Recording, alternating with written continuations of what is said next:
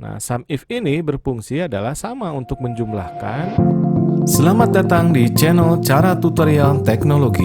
Di channel ini kamu akan mendapatkan informasi tentang cara dan tutorial berbagai aplikasi yang biasa digunakan sehari-hari, baik untuk belajar maupun bekerja. Namun sebelum dimulai, jangan lupa untuk subscribe, like, komen, dan bagikan video ini ke teman-teman lain yang membutuhkan. Dan jangan lupa simak videonya sampai selesai.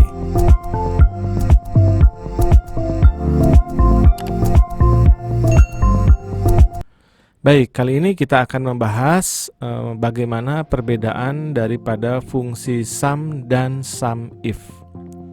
Nah, kalau fungsi SUM itu fungsi paling dasar ya, yang sering kita pakai biasanya di Excel, yaitu untuk menjumlahkan dari sel tertentu, data tertentu yang kita pilih di sini. Misal di sini saya ada nilai matematika dari 15 siswa, saya ingin jumlahkan. Saya tinggal blok saja di sini. Kemudian klik tombol auto sum yang ada di pojok kanan ini. Klik, maka keluar jumlahnya 1180. Atau bisa juga cara lain, yaitu dengan menggunakan rumus manual ya, sama dengan SUM, SUM, kurung buka, blok, sel yang akan kita jumlahkan datanya, kemudian kurung tutup, enter. Seperti ini. Selanjutnya tinggal di copy saja, tarik ke sebelah kanan. Seperti itu ya. Nah, itu SUM. Nah, sekarang bagaimana dengan rumus SUMIF?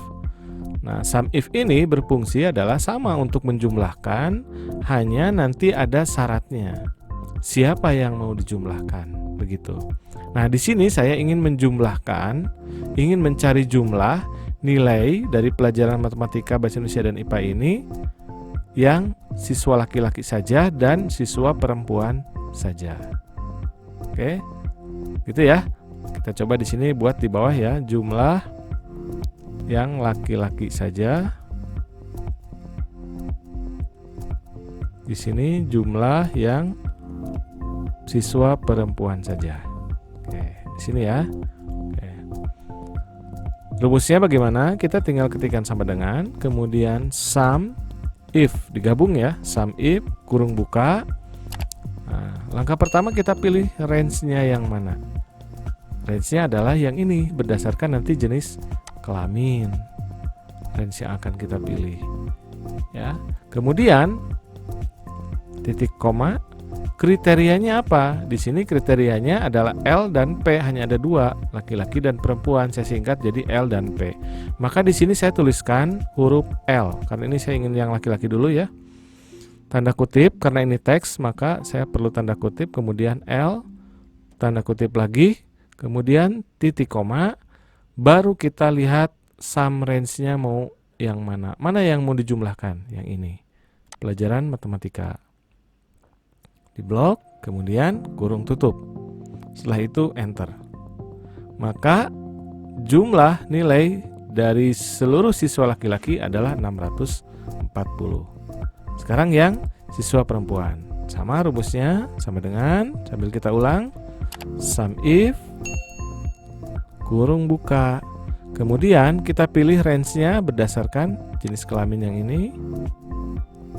Kemudian titik koma, kriterianya tadi yang P SKRL, sekarang P perempuan. Tanda kutip lagi. Kemudian titik koma, sum range-nya yang ini.